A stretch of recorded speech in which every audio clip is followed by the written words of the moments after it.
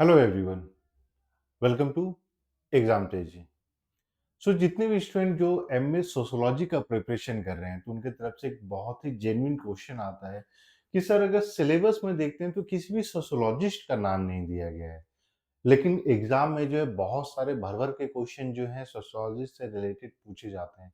तो कौन-कौन से सोशियोलॉजिस्ट हैं जिनको कवर अप करना है? क्योंकि वहाँ से अगर क्वेश्चन पूछे जाएँगे तो ज़रूरी है कि एग्जाम के पहले हम लोग उसको प्रिपरेशन कर पाएँ। देखिए, जब सोशियोलॉजिस्ट की बात आते हैं तो इसमें ना 2 कैटेगरी इंपॉर्टेंट हो जाती है। एक जो जनरल कंट्रीब्यूशन रहा है और दूसरा इंपॉर्टेंट हो जाता है उन सोशियोलॉजिस्ट का जिन्होंने कंट्रीब्यूट किया है टुवर्ड्स इंडियन सोशियोलॉजी।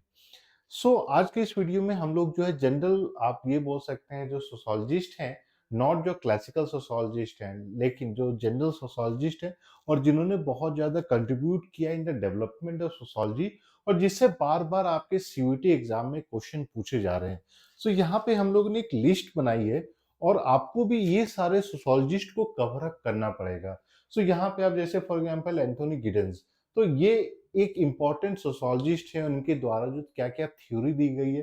अब जो नेक्स्ट क्वेश्चन आ जाता है कि सर इन सोशियोलॉजिस्ट में हम लोग को क्या-क्या चीज़ें कवर अप करनी है। यहाँ पे हम लोग शेयर कर रहे हैं जो शॉर्ट नोट्स जो एग्जाम तेजी के द्वारा जो प्रोवाइड किया जाता है सारे स्टूडेंट्स को। इसमें आपको सबसे पहले ये देख लेना है कि उनका overview in terms of field, influence, recognition क्या था, ठीक है? आप जब इसके बारे में कर लेते तब आ जाता है इनके द्वारा की कॉन्सेप्ट एंड थ्योरीज क्या-क्या दी गई है। यहाँ पे जो की कॉन्सेप्ट फॉर एग्जांपल स्ट्रक्चरेशन थ्योरी, दूसरा हो जाता है कौन-कौन सी इंपॉर्टेंट बुक इन्होंने लिखा है, ठीक है? मॉडर्निटी एंड लेट मॉडर्निटी का कॉन्सेप्ट इन्होंने दिया, तो लेट मॉडर्निटी को इन्होंने कैसे डिफाइन किया है?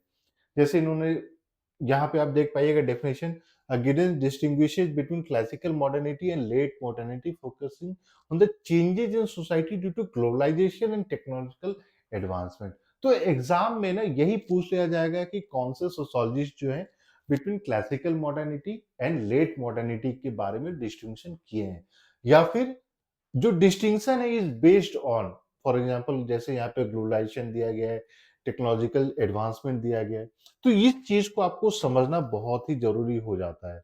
डिसएम्बेडिंग का मतलब क्या होता है? Social relations are lifted out of local context and restructured globally.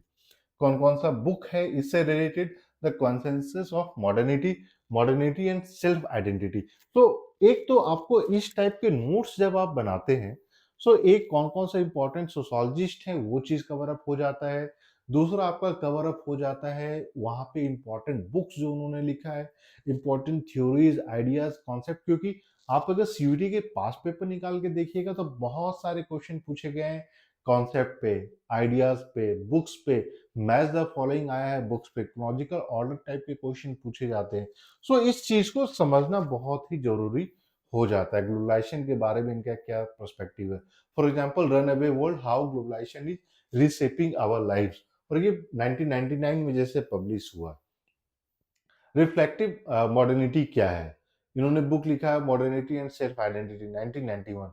The third way proposes political philosophy balancing new liberalism and socialism. Third way क्या है? Balance between what?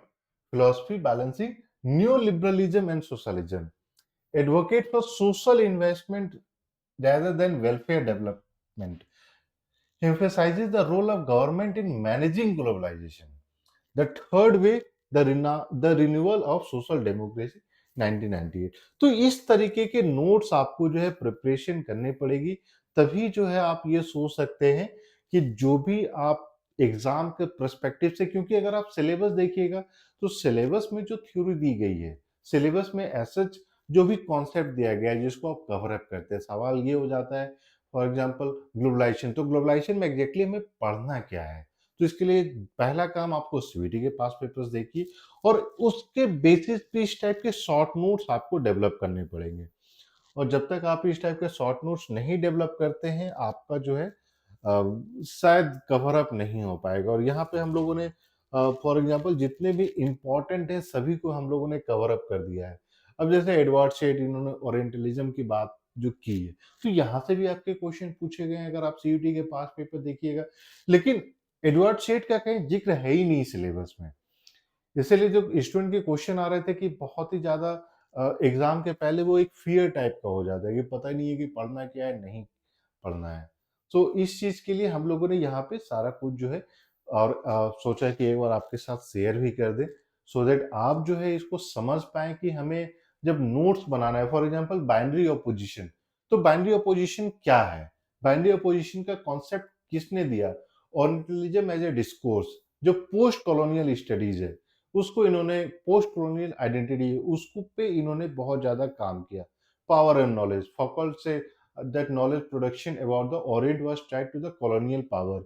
अब यहीं पे आप जो है फॉर एग्ज़ाम्पल जो दूसरे कॉन्सेप्ट रिलेटेड है, वो भी चीज़ें आपको क्लियर अप हो जाती है। For an example Antonio Gramsci का जो कॉन्सेप्ट है हेजेमनी, कल्चरल हेजेमनी, सो वो चीज़ आपको यहाँ पे क्लियरली देखने को मिलेगा। सो और सोशियोलॉजी में बहुत ज़्यादा कॉन्सेप्ट, डेफिनिशन किसके द्वारा दिया गया है, क्या स्टेटमेंट है, वो चीज़ जो है सिग्निफिकेंट हो जाता है। सो इस तरीके से आप जो है पूरा अपना प्रिपरेशन कर लीजिए।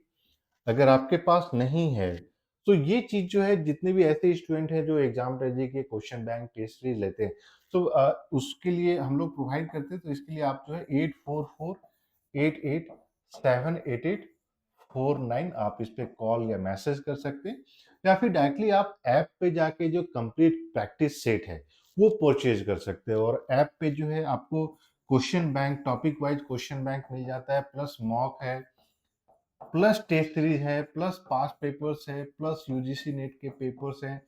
मॉक जो है आपका कंप्लीट सिलेबस भी है, प्लस सेक्शनल मॉक भी है। सो दोनों तरीके से ये चीज़ दिया गया और उसी में ये सारा जो है आपके नोट्स इंक्लूडेड हैं। मैं एक बार बता दूँ कौन-कौन से नोट्स इंक्लूडेड हैं। जैसे आप देख पाइएगा यहाँ पे हम लोगों ने ये सारा ऑलरेडी कर दिया है। इसके बाद अभी हम लोग और जो है एक ग्लोसरी ऐड करने वाले हैं। सो एग्ज़ाम के पहले जितने ढंग से क्वेश्चन पूछे जा सकते हैं, वो सारे पैटर्न पे हम लोगों ने यहाँ पे जो है ऐड करने की कोशिश की है। तो फटाफट आप जो है कॉल मैसेज कर सकते हैं और प्रिपरेशन रिलेटेड कोई भी क्वेश्चन है, क्वेरी है, तो आप कॉल मैसेज कर सकते हैं एग्ज़ाम ट्रेजरी के ऑफिशियल नंबर पे। और टेस्ट सीरीज क्वेश्चन बैंक के लिए तो अब क्योंकि एंड मोमेंट में ना टेस्ट सीरीज क्वेश्चन बैंक ही काम आएगा। फटाफट शॉर्ट नोट्स पढ़िए, किस तरीके से क्वेश्चन आ रहे हैं उस चीज को वैसे अप्रोच कीजिए। अब जो है बड़े बड़े लेक्चर्स देखने का समय नहीं है। शॉर्ट नोट्स देखिए, क्वेश्चन बैंक सॉल्व कीजिए, पास्ट पेपर्स को रखिए ये समझने के लिए कि क्वेश्चन कैसे पूछे जा रहे हैं। और ये सारा चीज कीजिएगा तभी आप सोच सकते हैं कि फाइनल एग्जाम के लिए जो एक एंजाइटी फियर है ना, वो सारा कुछ खत्म हो जाएगा और आप एक्चुअली अपने आप को प्रिपेयर कर पाइएगा।